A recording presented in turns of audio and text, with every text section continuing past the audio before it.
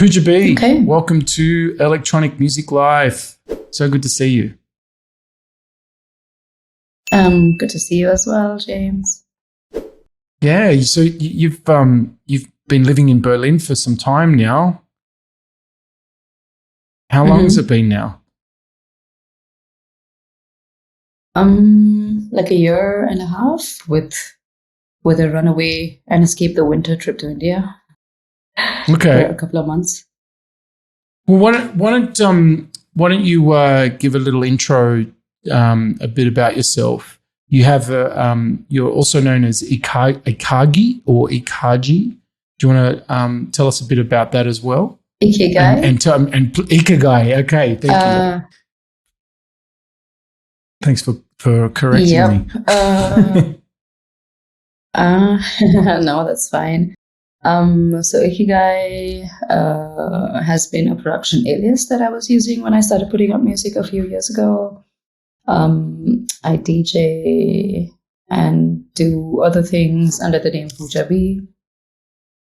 What do I do?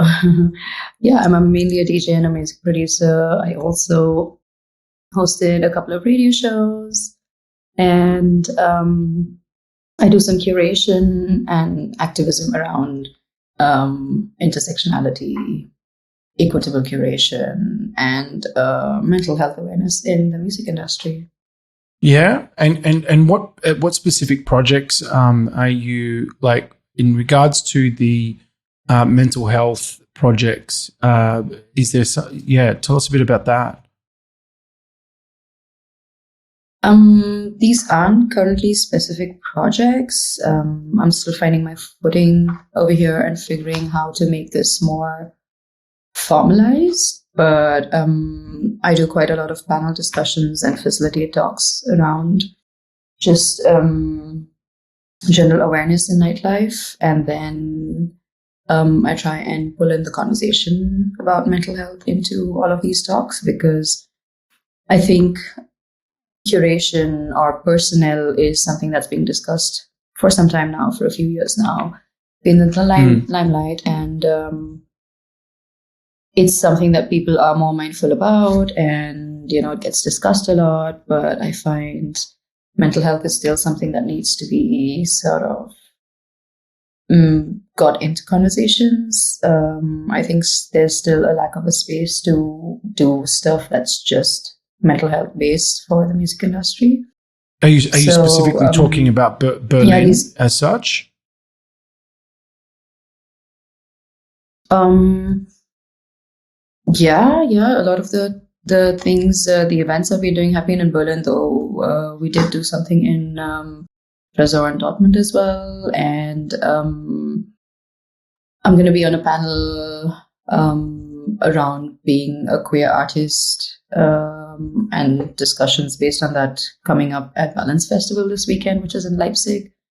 So it's been interesting because I've been getting invited, and some friends are folding me into their projects in different cities to sort of start these conversations or bring in some insight on mental health issues. Yeah. Look, we obviously we know each other from Dubai, and I've wanted to have you on the show specifically because first of all, I'm not sure if I've ever told you, but you inspired me as a DJ as well in Dubai. We were in the same circles, and I always admired your taste in music and the things that you were doing in Dubai. And so I was interested to have you on the show to talk about, particularly because I remember you coming out and talking about anxiety and some of the things that you were facing, and you were very open about it. And I was very touched by your story and what you were experiencing and unpacking and you were open about it. And so I believe that this has been a journey for you, like, through your music, has been a way to express yourself, but at the same time also using your performance and to help, I guess, channel or work through your anxiety. Would that be a fair assumption or a fair thing to say? Yes and no. Okay. Because my first ever panic attack was at Analog Room. Yes. While I was playing a gig and I had no idea what was happening, and that's the first time I wrote about mental health stuff. I think talking about it is a way I unload, and ever since, I think I've just realized how important it is to just be open about everything that you feel and not just to be celebrating wins. And social media just really makes you put your best foot forward. So I'm quite conscious about writing about days when things are tough as well. And it's not easy to speak about these things. Sometimes you're like, okay, am I going to be perceived as someone who's seeking attention? Or can people really just see it as, hey, here's a person who celebrates with us, but also wants us to hear when things aren't doing so well. And you're right about the fact that a lot of my anxiety did get channeled through my music. I have very specifically played sets which have been really emotionally charged up because of some situation that was happening, either politically in India or in the scene, or something that affected me or people I love. And it's either come out as anger in these sets or a lot more than anger and a lot of emotions in these sets, expressions of frustrations. And a lot of it also reflects in my music productions in the last couple of years, especially during the pandemic. Things were hard to process when you're like, stuck by yourself in a place. I had a really nice housemate, but there's two people stuck in a room and the whole world is stuck in rooms. And a lot of keeping sane happened through the creative process. And thank you so much for what you said earlier. I really appreciate that. That was so sweet. And I was like, what? I inspired James? No, I've seen you around doing this for a much longer time. It really made me blush. No, like, honestly, I remember hearing you play.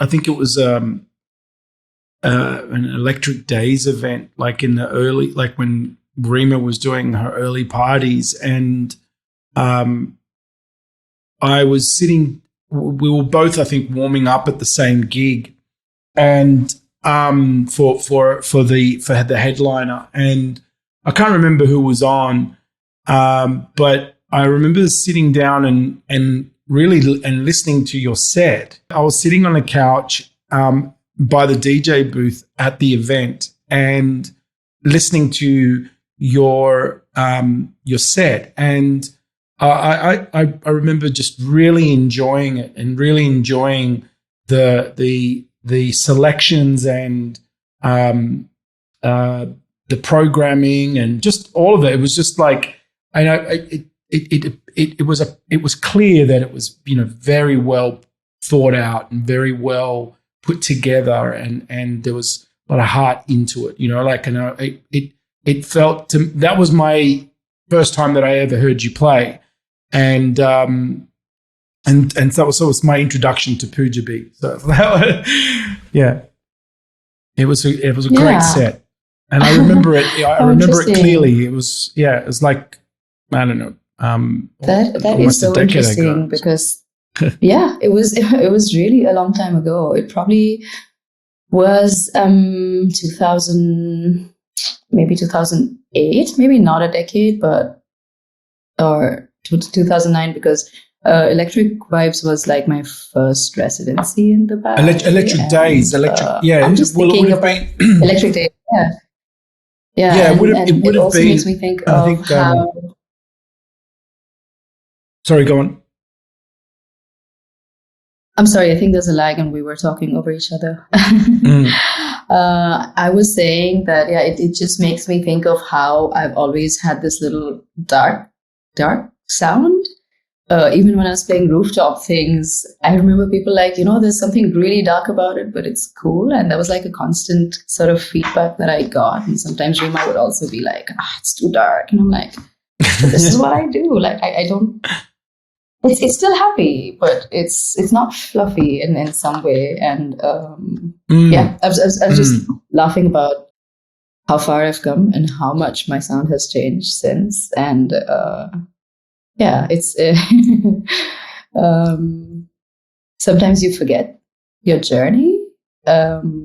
So thank you for the reminder of those super humble beginnings. And well, that was. I was actually thinking. I was like, oh, was this the gig where they switched mixers while I was playing? Because the main act wanted to test the new mixer.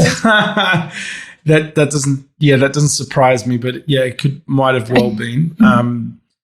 But I recall, and they left me with one CDJ. Yeah. I recall like no, there was just it was always it was when I said dark or moody, but there was this this groove and this connection. I could definitely feel that I was really vibing to it, like I really enjoyed it. And then I saw you at Analog Room many times. I think it was like a back-to-back set with Mehdi, and you absolutely smashed it. Oh yeah. So now tell me a bit about like your heritage. Your family of origin is in India, and what part of India, and when like you made your move to Dubai, and you've made several trips to Berlin over the years, and were gravitated to it, and you've changed your career. I believe you've now fully dived into a music career, and you're working with Abelton. Tell us a bit about this journey.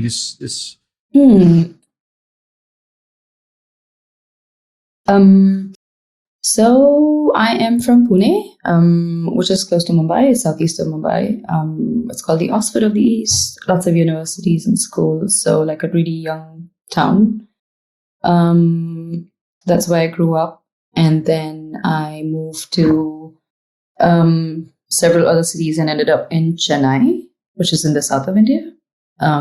That's where a family friend connected me with somebody who had a studio and who did DJ lessons, because I was like always playing music off my phone, and my friends were like, "Oh, you're the phone DJ, just having new music," and not being so heavily into electronic music back then, more just the pop, regular stuff. And then I started playing music, had an amazing first gig, and they were like, okay, hey, there's this new girl. And I think at that point there was 3 or 4 of us in India. So they were like, oh, there's this new girl who plays really well, and played and smashed the first set.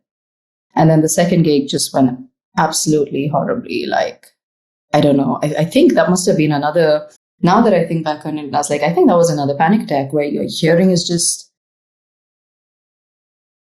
or at least my hearing, when I'm anxious, my hearing really, really suffers. It's like this ringing in the ears, or you feel like it's something I've complained about over the years. And now that I know better, I was like, I think I just panicked. And it was like a bigger club, and it was a cooler club. And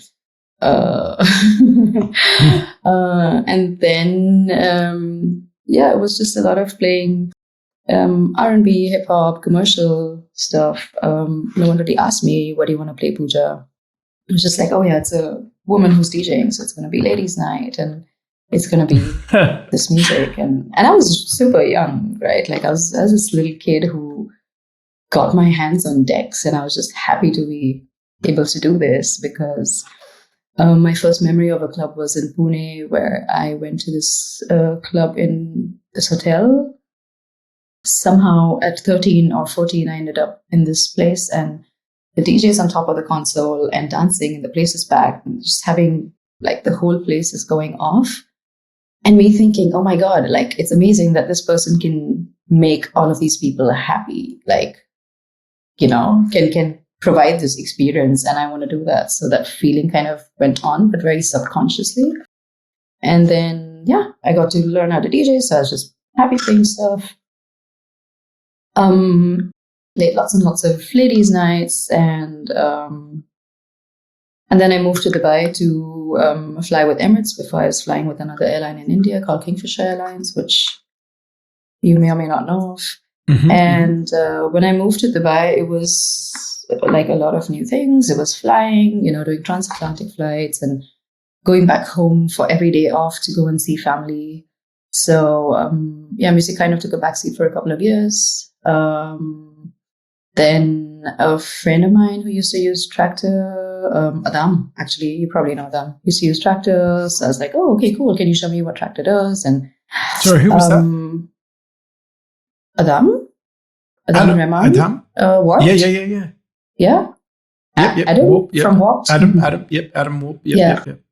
And like not having access to decks, it was a nice way to get back into music, and started making these sets at home. Just had a little podcast called Come Dance With Me, which was super random. Whenever I could make sets, I would post them online and really spam the shit out of everyone I knew to listen to this, which now I know is so annoying. But this was some 10, 12 years ago. And then because I was traveling, I think my taste in music changed a lot. I was listening to very different stuff, and I was trying to bring back things I was listening to and play it in sets. And people still wanted to hear the familiar, stuff that they heard on the TV, radio, stuff that they could sing along, stuff that's on their phone. And it was difficult to introduce new music, even with lyrics. And I remember specifically there was a track that I played, which I think 7 or 8 months later was like a hit. And when I was playing, I remember specifically dance floors used to like just stop. They're like, oh, we know all the other songs, but we don't know this one. What the hell is this? And I found that a little frustrating, not being able to introduce new music. So I was like, fuck this. I'm not going to play anything with vocals anymore. I'm not going to play the popular stuff, and just very gradually shifted from commercial and house music to more and more electronic things without beats, and then to techno. Where did the industrial inspiration and influences come from? Because I don't know that industrial, It's just always, even when I wasn't playing fully heavy and hard stuff, I always had like much rougher selections. I think it's just something that I was drawn to. And I was partying to techno long before I started playing it.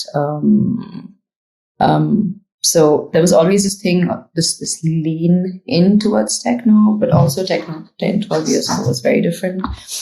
And I think a very prominent shift in my sound was my first trip to Berlin. I came here, and you just feel like this is what you want to do, or this is where you want to be. And of course, Berghain was like a big thing where I'm like, okay, this is the thing. This is what I want to do.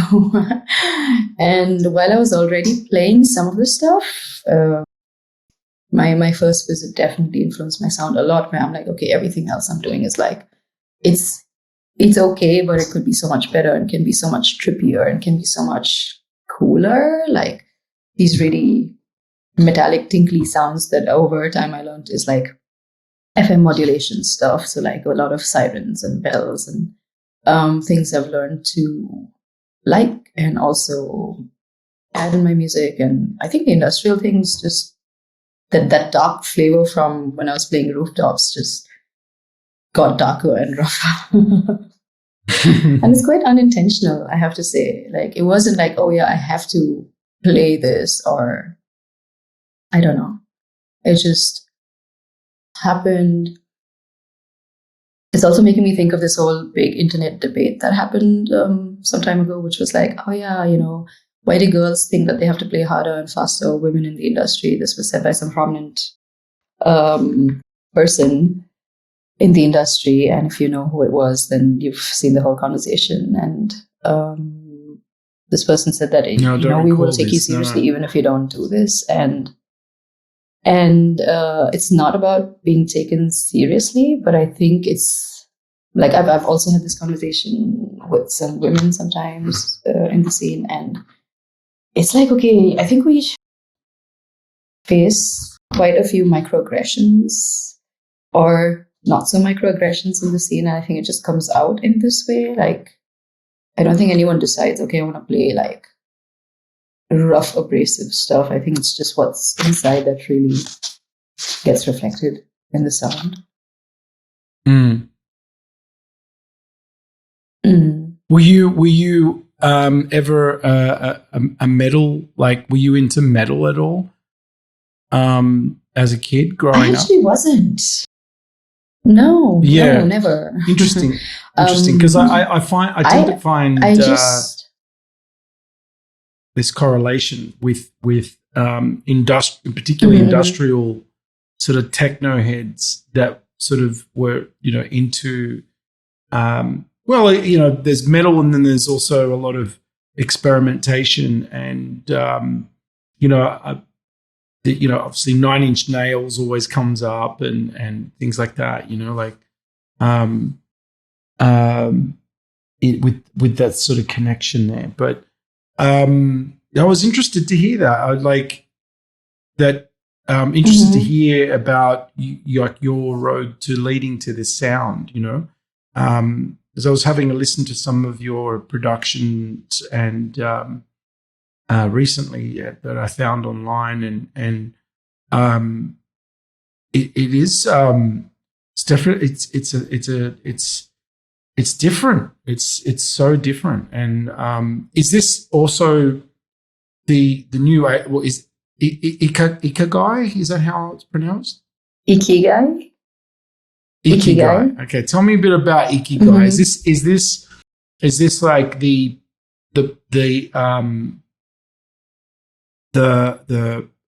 creation of this new sound, and this is the new name for you, or tell me a bit about it? I'm kind of drawn to Japanese concepts and culture a little bit. Not to say I know a lot about it, but the little that I know, I'm just like, oh wow, okay, this is really cool. Like how one word can sum up something super profound. So Ikigai is the concept of the reason what makes you wake up in the morning. And if you do a little Google search online, you're probably going to see this diagram with lots of circles overlapping. And it basically says like, what's your vocation, what you desire, what you're good for, and what you can make money from. And all these circles kind of overlapping, and the center is your Ikigai. Right. And that for me related to, for a very long time, just waking up and wanting to do music. And I really miss that phase in my life right now. Right now I'm just like, okay, waking up and just trying to stay alive. But it's it kind of feels like my reason of being is playing music, of making people dance, and bringing that energy that I remember from the first club I went to into people's lives. And yeah, that was the reason for the choice of the name. This was many years ago, I think 4 or 5 years ago. And then the book Ikigai came out, and every time somebody sees that book, they send me a picture of it. It's really, I find that hilarious. And yeah, you're right. Like the sounds or a lot of the productions, since they were, or at least in the last year and a half or so, they were reactions to things happening. I think you can really hear it. And often when I play these to people, they're like, oh yeah, it just really stirs something inside them, and they can almost feel that angst or that feeling, that emotion from where it was created, and which makes my music very not playable. I have to be honest, I don't play a lot of my own stuff. But yeah, I'm just very grateful that I'm able to kind of channel feelings into the music, and I'm happy just putting it out. Of course, it would be great if it's more dancey and not so emotionally charged, because you really have to find a moment. On the few times that I've played my stuff, I really have to find a moment where I can drop it, because like it already, the event already or the night already has to be at this point where it's like at a crescendo, and then you can throw in something so emotional, and then it works. And hopefully, be able to bring people down from that space as well. It's not just stuff I can work into my sets easily. And was this persona, or the realization of this, and the actualization of it, did this all sort of take place over the last couple of years, where you kind of like recognized that this was encompassing what you're trying to articulate through your music, and you wanted to go, okay, this is something I want to work with now, and this name and this sound is illustrating that, or it's bringing that to life? I think the name was something, like I said, I just came across a few Japanese concepts. Like I have the tattoo that says Kaizen, which is graduating to a higher space, kind of like, or improving yourself. So yeah, I think it's been a few years of self-reflection, of a lot of personal growth. And it just, yeah, I think I picked a name at some point in life, sometimes as an artist, you're like, okay, hey, you realize this is what you want to do in life. Like for a very long time, I've done it on the side along with, my flying career, and it was always the other thing. And I think it was that shift of, okay, this has to be the thing, and I need to make it happen somehow. And with every trip to Berlin, it was also like, I really need to be in Berlin. I really need to be playing this music, and this is the city for the music I play. And it was intentional, but not with a lot of seriousness. It was just like, I like the concept. It feels right.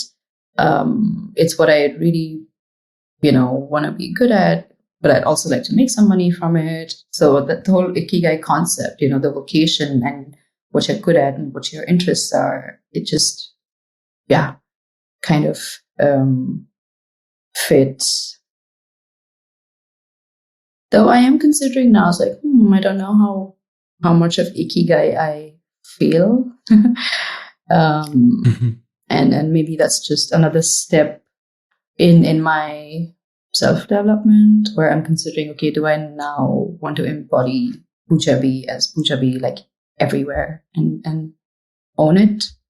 In some sense, I've had some struggles with my identity, and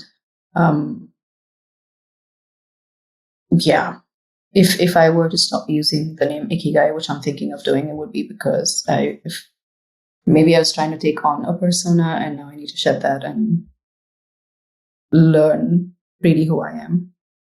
And you mentioned about your ADHD. That is this also part of, like, because I for me, from witnessing and hearing you speak, it sounds like it's like this this self-development and coming into these different parts of your artistry and your journey. It's all connected. Like that's what I'm trying to get at. Like I'm finding this sort of connection with this road of self-development and this road of healing, and this and your art is all very intertwined. Yeah, for sure. You kind of which I think is beautiful, by life. the way. I think it's I think it's very nice. Yeah. Yeah, I art heals. Art heals. You know. It really does. It really does, and it's challenging, but also then to start having this realization that you've gone through your whole life thinking, "What is wrong with me?" And especially as women, you know, your diagnosis for a lot of neurodivergent stuff happens late, or I think we are wired to just take on things and, you know, have roles and responsibilities and get through life. And this is also true for a lot of men who don't get diagnosed. So like just, or people in general. And then when you get some answers and, you know, like these little pieces of the puzzle start fitting in, be like, okay, that's why I can't, you know, it's so hard for me to stick to a certain project and finish it. Or that's why I have like this loose sense of time and I'm constantly misjudging how much time I need to do stuff, or, you know, doing laundry and then thinking of, oh yeah, I have to send this email, and then go to the computer and start writing this email. And then like midway through, you've thought of something else. Like this just being constant, like all my life, I've just thought, oh, okay, yeah, I'm just, I don't know, like just have trouble focusing, but it's not just trouble focusing. It's a lot of other things. And learning about this has helped me be kinder to myself and shift from a space of what's wrong with me. Not that I don't say it anymore, but I say it a lot less than I used to. And then going into, wait, my brain just works differently. And that means I have to find ways to work with it. And I went through a whole period of beating myself up for not being able to make music and for not being creatively outputting as much as I think I should be doing. And you're just like, oh, I want to get here, so I need to do this and I have to do that. And just being like, fuck, just feeling stuck and not being able to do anything. But at the same time, I've just also had like really big transitions from getting out of a really long marriage, leaving Dubai, leaving a career which I've had for 15 and a half years, over 3 airlines, and making a switch, moving countries, moving 3 continents in like 7 months, and never doing a desk job, or at least, not in the last 15, 16 years, and then doing a desk job 5 days a week. I mean, it's really flexible, and Abelton's super, super great. I couldn't have been working at a better place. And all of that just adds to all your stress, to your anxiety, to your artistry. And I've had to get a lot of help with being okay with, okay, I'm not making a lot of music, but that's fine. But it's taken a lot of therapy and a lot of talking with people who are like, there is so much happening in your life right now. If you're not feeling centered, how the hell are you gonna, put this out? Or how the hell are you supposed to feel creative? And it's been a process to come to a place where I'm okay with it. And the more I'm okay with it, the more I'm able to just make music without thinking, oh, this has to be a track or an EP or whatever. Just make music for, I feel like it, so I'm going to do it today. And whether it's making a 2-minute snippet or jamming with some incredible people I've met at this music retreat I was at a few weeks ago called Resonance Music Retreat, or like people from work or friends. It's right now I'm in the headspace of just making music for joy and not tying myself to the outcome. And yes, ideally, I'd like to finish projects and get it done, but I know I'm going to need some more help. And that means getting into the very complicated medical system here in Germany. That means probably waiting 6 or 7 or 8 months to get an appointment even. But knowing that I, need more than just CBT, or knowing that I need to have my own little strategies and hacks to get stuff done, and knowing that some medication is going to be helpful, and having to wait for it. It's just a better space to be. It's a good space to be, and not feeling so frustrated constantly is nice. It's also taught me a lot of patience and self-acceptance that, okay, everything that I think I have to do is, nobody's told me I have to do it. It's these kind of targets or benchmarks I have set for myself, which are sometimes really unrealistic or high. But also knowing that, okay, baby steps are good enough, and really reflecting on what is realistic and what is a great goal to have, but not achievable when you're not doing so well mentally. Yeah. I when you were describing, I had this to me, I find if it seems that that road, like from you said you were from a town near Mumbai, right? Close to Mumbai, yeah, Pune. Yeah. What's the name of what was the name of the town? Pune. Pune. Pune. Yeah. So Pune. Yeah. Pune. Yes. I have heard of this of Pune. And that's quite a big city, isn't it? I mean, in India, if you go by numbers, we're all big cities. I wouldn't be able to tell you the population, and I find very often people ask me, "What's the population?" I was like, I don't know. In India, everything's super populated. We don't really think or know numbers, and I'm pretty sure somebody else might be able to tell you about the population from Pune, who's not Indian even. Yeah. Well, no, but I think it's like 6 or 8 million. The reason I brought right, wow, okay, I guess that's quite hefty. But the reason I brought that up is because hearing you describe your experiences and your story, I can't imagine like this, being a young Indian woman going through like from your story, like going through what you had to, with the traditions and the societal expectations, and then moving to Dubai, and if I'm correct, being in a marriage that was, what was expected of you, and then have this career in Dubai and be a good Indian girl, and like it all. It seems to me that you've been on this discovery from then, and unpacking. And you've ended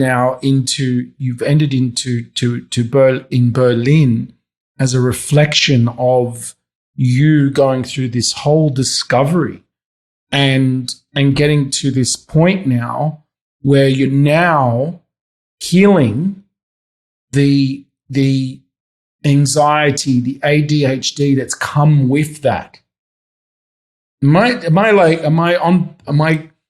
That came part of that journey? I don't know what happened to you specifically as a child, but like this, it sounds quite, your nervous system and your experiences have been it seems like it's and the emotional impact that it's had on you, it's been quite a ride. Like it's been pretty intense. I don't think I've ever stopped to think of this the way you've just put it. And yeah, it's really interesting to hear it from another person, because I think when you're going through life, you're just kind of going through motions, and you're not thinking, oh my God, what am I going through? I think you're just like living, surviving and thriving, and yeah, it's been a journey. And you're right, I think a lot of healing has happened in Berlin, or is happening, with some help from a great therapist friend in India, actually. Cool. But yeah, I think it's a city where people just come to experience, experiment, and also shed ideas that they have about themselves, or shed baggage that they carry on. That, okay, I have to be this, I have to do that, and it's cool to hear that an outsider has perspective on, okay, hey, coming from India adds some other extra fun layers to the whole journey. Sorry. Was I like the story? Like, was I not being accurate? Like, if please forgive me if I was not being accurate about no, absolutely. early. I was. This is what I took from your story. I think no. What I meant to say was, it felt nice to hear from you, or to hear that you have an understanding of, coming from India made things a little more complex, or added some other little loopholes to jump through, like you said, the societal loopholes, or nightlife, going out, drinking, partying, it's all like still very much looked down upon. It's getting better, more people are going, but like more people are going out and clubbing, but also a lot more people are protesting against it. Just the other day, another city in the south has made a rule that after 10 p.m. you cannot have music playing anywhere. And somebody else told me of a story where a venue asked all the women from there to leave, or women who were working. So the events got over, they were winding down the show, and they were asked to leave because they're like, oh yeah, it's going to be 2 p.m. No women allowed inside till like after 2 p.m. And they were like, why? Like, we're doing the breakdown or whatever.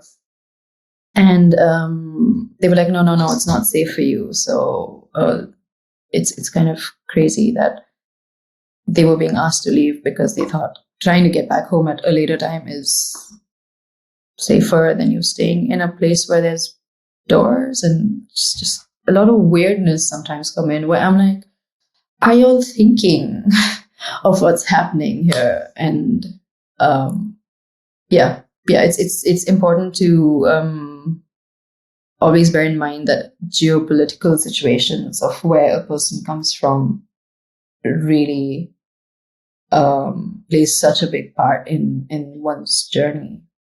And was it difficult with family though, like going through, changing, going on this path, and then going through the separation and with the marriage and coming out as well? Was that a difficult experience?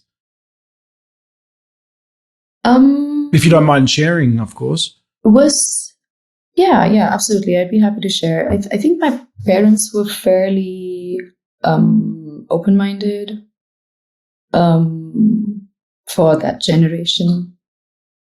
And we were going out like, I think my parents were like, okay, as long as we know what you're up to, it's okay. And I have to say a lot of the things that we were allowed to do, and I have a younger sister, so that things that we did as two really young Indian girls,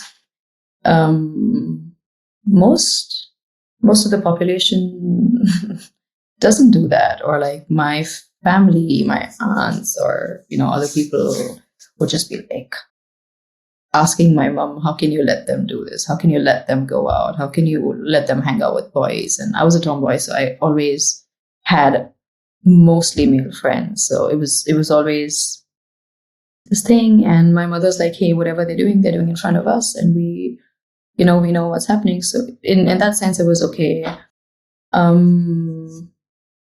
My marriage was what we call in India a love marriage, not an arranged marriage. So I met my ex in a club, and so it was also the connection of a club and him being into nightlife as well. Getting out of a marriage was not easy. Yeah, definitely, especially when you've been married a long time. He lived in India for the most part of it, and I was based in Dubai, so it was always a long distance thing. But we met really young, grew up together, and we were together for a long time. So yeah, that was hard personally to decide that I still I'm gonna cry.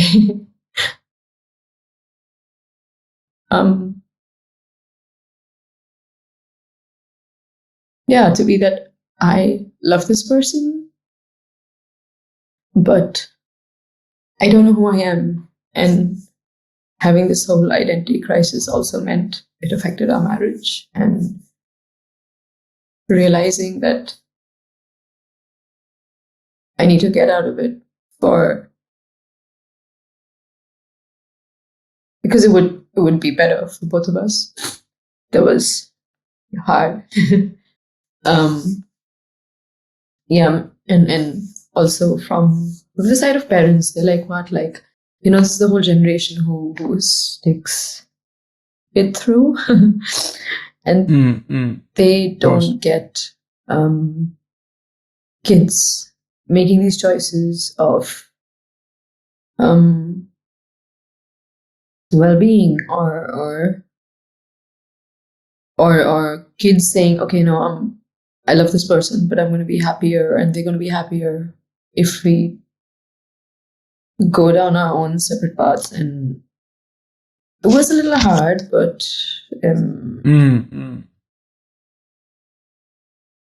they want to know what went wrong, and like, why can't y'all fix it? And it's this whole generation who wants to get involved and really try and help, and which is not always helpful. And yeah, I really had to take a firm stand and be like, hey, you don't need to know what happened between us, and it's not your business, and it's my choice, and I think I know what's good for me. So whether or not you approve of this choice, or whether it makes you happy or not, that's just a choice I have to make. And yeah, and very very brave of you. Very brave of you. And I've been there too. And it's not easy.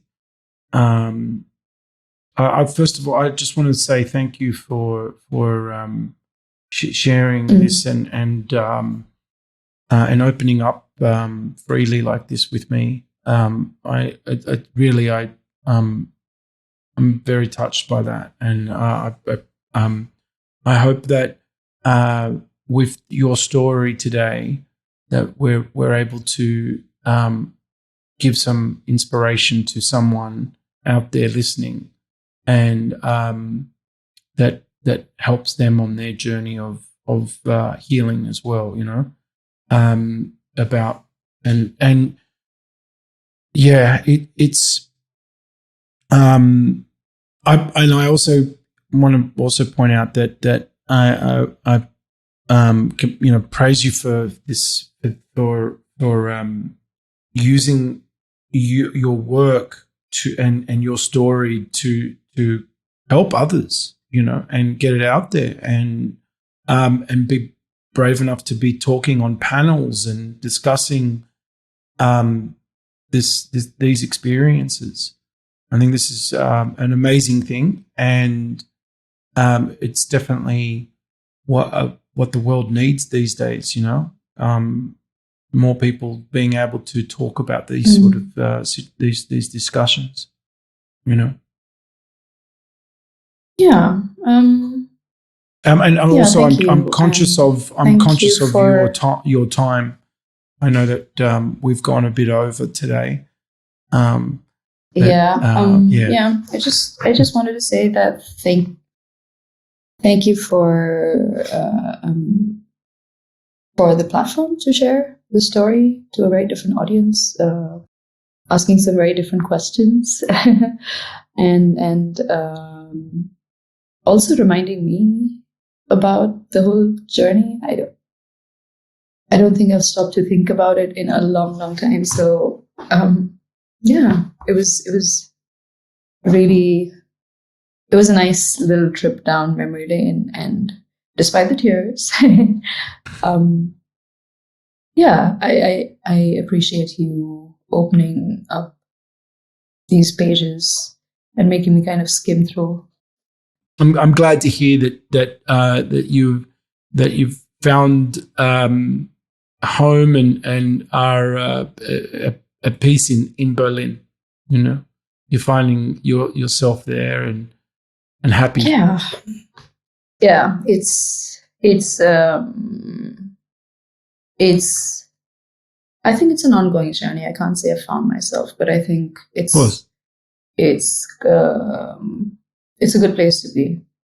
And there's still a lot of who am I and what am I doing from time to time, but that's okay. Sure. I think I'm learning most of everything of just being okay and not constantly questioning things, and just trusting that where I need to be and what is happening is right for me. And why don't you tell the listeners now which events that you're currently working on and that are coming up right now that you're involved in? So most of the things I'm doing are still panel talks that are mainly around transsectional awareness or intersectional awareness and equitable curation. And curation is just so heavily spoken about, but slowly a lot of these talks and conferences are moving from just curation to all aspects, like personnel, door handling, a lot of awareness teams and works of awareness teams, harm reduction. And one of the topics I try and bring in on every talk is mental health awareness. One for the people working in the industry, but also for the audiences. I think this is like still at its infantile stage, where mental health is taken more seriously in music spaces, or more activism happens around it, like consciously. Awareness teams are there, but like no one's talking about, hey, what happens to an artist if they have a bad gig? Like, how do you deal with it? And it's something I speak a lot about on my socials, very consciously, because I think if I'm going through this, other people are going through this, and sometimes you just don't have a good gig, you just don't have a good day for whatever the reasons are, and you come back feeling, oh shit, I could have done better, and you feel really shit about it. And like I said earlier, that we're doing a lot of sharing wins and celebrations, but we're not really saying, I actually fucked up today and I'm having a hard time handling it, and I would like some help.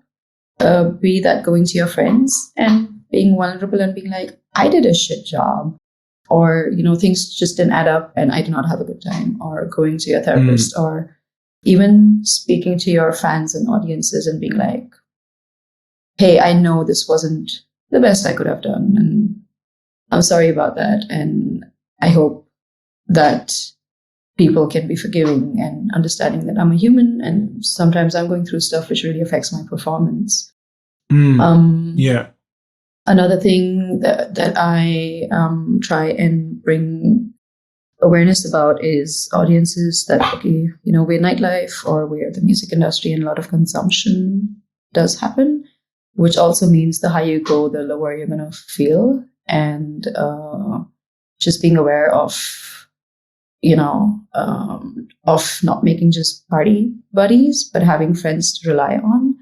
And it really being a community where on a Tuesday, or this is my favorite thing to say, you'll hear this in a lot of talks I do, that if on a Tuesday afternoon you're feeling like shit, you should still be able to reach these people that you went on a bender with and be like, I don't feel so good. Can you be there for me? I know you're not a psychologist or a therapist or a sitter, but just hear me out. I don't feel so good. And really finding that within your community and knowing it's not just about having fun, it's also about looking after each other off the dance floors. I met someone recently at this conference who said they're going to officially be doing some work with an organization in Berlin around these topics. And so far, I haven't been able to get a foot in the door with any of these official, so to say, platforms or organizations. So, I'm keen to join forces with this person and get a project going, which will be very focused about mental health and normalizing talking about it. I think it's very important. Speaking about it, that, okay, hey, maybe you can't share it, but I am sharing what I go through, and it's okay for you to do so as well. Just kind of creating that space. Not just in nightlife, but just generally with friends, with family, and also doing that with some boundaries and knowing that you have to be in a good space to be there for someone else, and learning about yourself when you can be there for others, and also showing others that you're willing to not just be a party buddy and just really be a friend.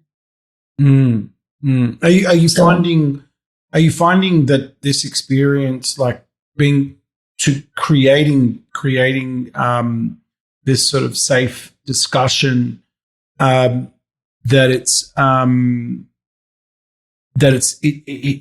it's helping you kind of loosen up, or like loosen the grasp of the anxiety and fears of your own? So when you're, have you, in other words, have you found that your performances have improved because you've been?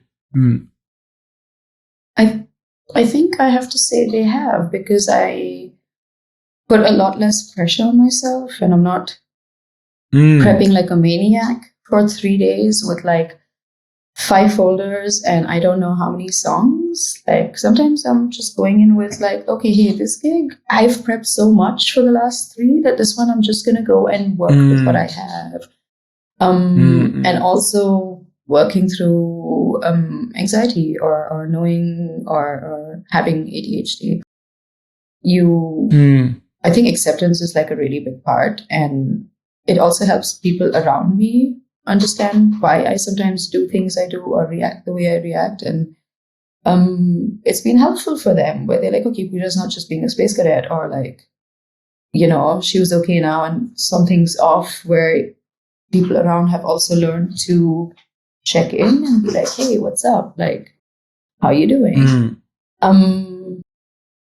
Sometimes it's not such a good thing. I've also seen, like, not too long ago, I was sharing a moment where I was being pretty anxious about having COVID and being locked in. And for me, being in one place and not seeing people is literally the hardest thing. And I've seen like a drop in followers, or I've seen people saying, okay, hey, this is just, we don't need to see this shit, or this is attention seeking. And I'm like, no, really, it's not. I intended to just come on video and just talk about how I was feeling, because that's how I process it. I write it. So if it's not a post, I have to speak about it. And and I know so many other people go through this. I know so many other people feel this, and it's just such a taboo thing, and we need to normalize it. So it helps, but sometimes the artist part of me shifts into this thing like, oh, okay, hey, how am I being perceived? And it does help being a slightly better artist, or being more zen. But then the other aspects of being an artist kick in and be like, how good is this for me? And everything else. But I try and shut these conversations in my own head and be like, this is your way of expressing. It's self-expressionism. And if I decide to paint something, or if I decide to write about it, or if I decide to post a video about it, and if I start crying in that video, that's just me being real. And if people can't handle it, I don't need these people around me. And people around me, I think, are learning to handle and being like, okay, hey, Pooja's an emotional person, or she really feels things. And it's also meant having to ask people to change how they speak to me sometimes, and be like, hey, I get you're being direct, but I would appreciate if you can do it a little more mindfully. And it's nice because people around me, like all of us, have grown together. We're learning to communicate better with each other. Other people have said how they're now more mindful generally in their interactions with others, being more empathetic. People have also said about how much more willing they are to feel things they feel and share about it. Yeah. No, I get it. I'm glad about it, and it's nice if, like you said earlier, if this can help someone, anyone, in any way. I think that's the important bit, and if nothing, it's I think so. I'm helping myself. I think so it's a win. Yeah, I think that today's conversation can definitely inspire someone. So again, I thank you so much for your time and sharing your stories today. And once again, it was also very great to see you. Good to see you, and hopefully we'll be playing at a party again together one day. Yeah, that'll be fun. I'm actually thinking of making my way to Dubai on my way to India again this time. And I was like, I think I need to write to maybe. When are you heading back to? When are you thinking of visiting Dubai? I'm thinking about November, December, or like December, January. So either on the way out or on the way in. Okay, cool. But yeah, I haven't booked anything. I'm going to give it another day or two before I, lock things in. Are you thinking of coming also? Well, I was thinking for around these same times that you mentioned, but I'm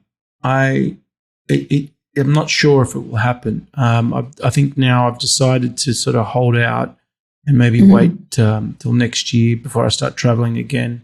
I've just been reestablishing myself here in Australia and stuff. Why don't you tell Good. Oh, sorry. It's been good. Thank you. No, it's been good. It's been. Just wanted to ask how you are doing. Yeah, thank you. It's been good. It was a huge transition, like moving here, moving back, and it was all very sudden. So I wasn't expecting that to happen, and it was, for my family and stuff. So I just had to come back, and I kind of dropped everything over there, and then just started eventually, readjusting to Australia. You know, it's taken a bit of time, but I'm finally feeling good about it. I do miss my certain, friends and things that I was doing there, but it's how it is. Well, I hope you are settling in well, and I'm sure whatever you're doing there is going to be as good or even better than what you were doing in Dubai, because you were doing so well. Thank you. And I can tell you, your friends miss you. Thanks. And they're just a phone call away. So that's the good thing of technology. Yeah, of course. We stay in touch, so that's good. I wanted to ask you, like the usual places people can find your music and what you're up to. Please let us know where online people can go to. So online they can basically find me as Pooja Pooja.B.CDWM